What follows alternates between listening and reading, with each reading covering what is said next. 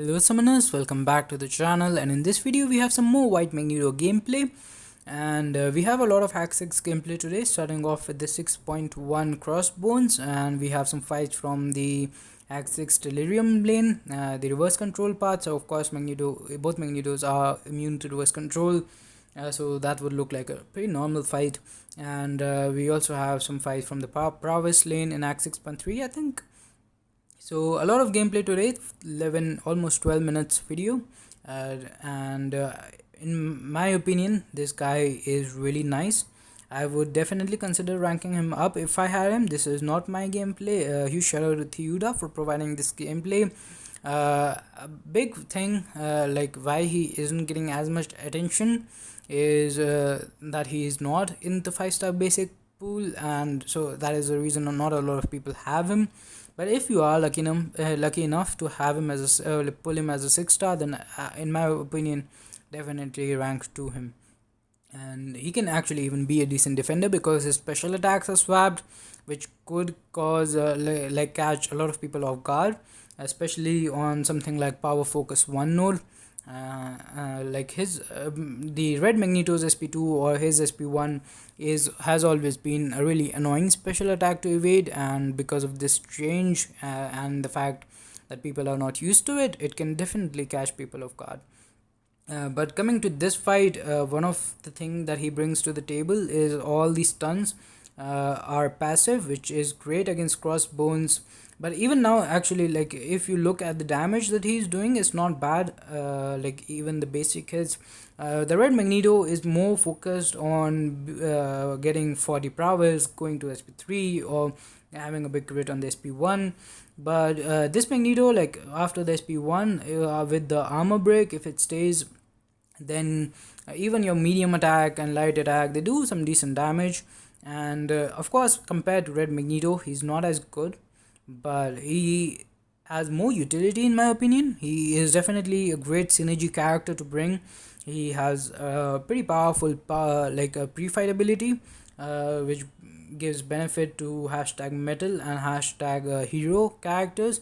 And I think after his buff he is also hashtag hero, not sure, again I don't have him, but I'm going to try my best to explain all his abilities. So 77 hits for the first fight for Act 6 Crossbones, and that's not bad at all in my opinion. Now this Agent Venom, again we have of course one of the most annoying parts about fighting Agent Venom in general is that he can shrug off the stun.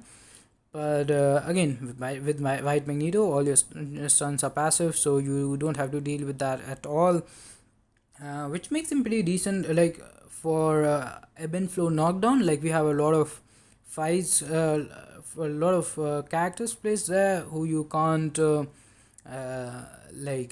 can shrug off your stun, so he could be a decent counter there. And overall, like you are going to see, this is Metador, I think. So whenever he gets a big bar of power, then we get a bar of power, and as soon as he uses a special, we lose our power. But it didn't take that long to finish that fight, and Agent Venom was not hashtag middle. Just like this Electra, she is not hashtag middle. We do have the class advantage. I cannot read German, so I'm not sure exactly what this pre-fight ability says, but I'm going to guess that this is the attack bonus from the hashtag metal and hashtag hero tag. And like this Electra, it has the bubble shield node, so whenever we take block damage, whenever we block, we take that one of the charges increase. Actually, that's not a big part. Let's just talk about Magneto in general. So the ideal rotation in the longer fights is definitely SP3, SP1, SP2. So what SP3 does is it locks the amount of prowess you have.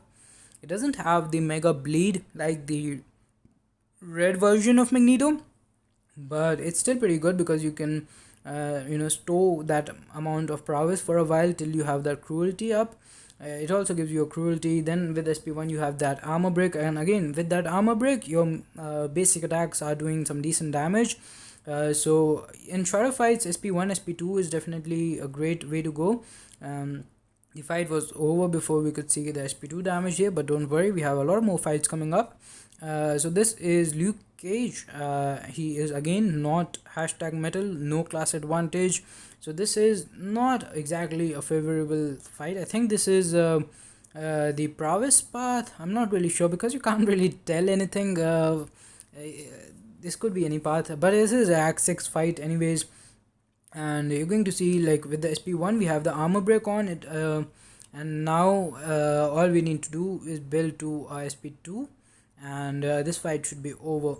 We have three, like, this guy is more RNG dependent because with the red Magneto you can just use heavy attacks and that's guaranteed prowess. This has a chance on the basic attacks, I think. But SP2, look at that, over 100,000 damage.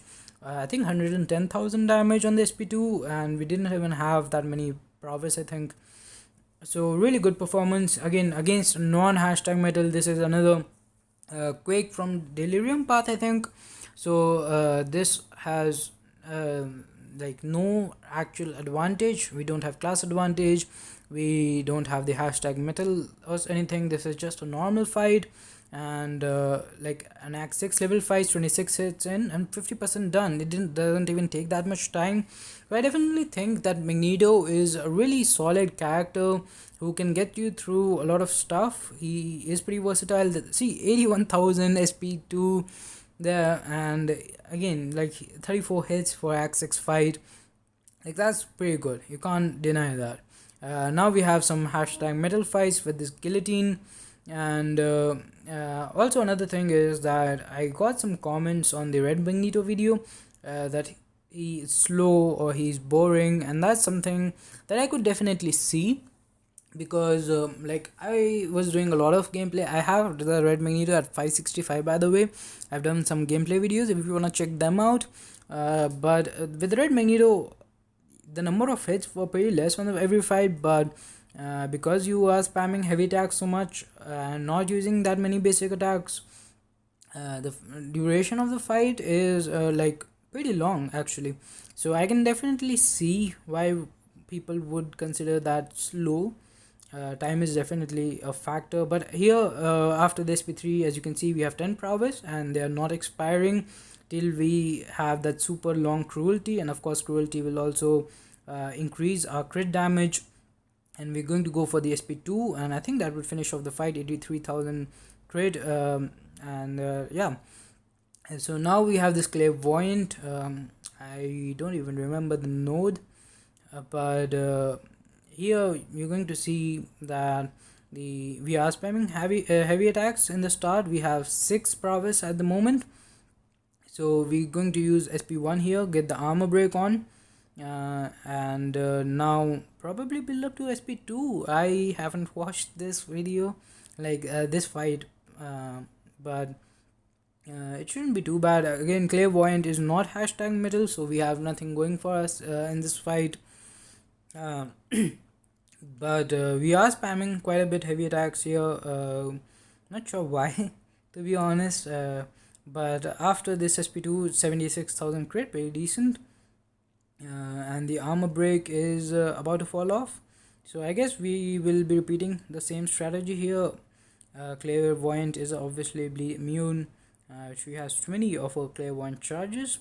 So now we're going to build up to SP1 again, and then another SP2 should finish off the fight, I think.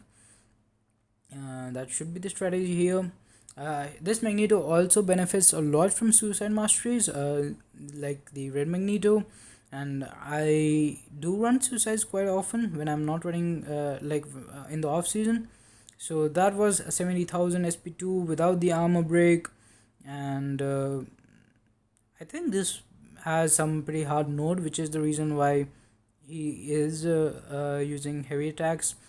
Not really sure, but anyways, we will be moving to the next fight pretty soon here, and I think another special attack SP1 or SP2 would finish off this fight. We have just 5 prowess, but still should be good enough even if it doesn't crit, in my opinion. And it's about to be over. I can see the next fight coming in pretty soon. So 70,000 SP2 once again, and we will move on to the next fight, which is a MCOC. So 35 hits there, but again, when see, that's the point. Whenever you use heavy attacks exclusively, the fight feels long. It doesn't take that many hits, but it definitely feels long. So this MCOC doesn't go that smooth. Will be getting clipped by a heavy attack and getting incinerates on ourselves. This is the Icarus node.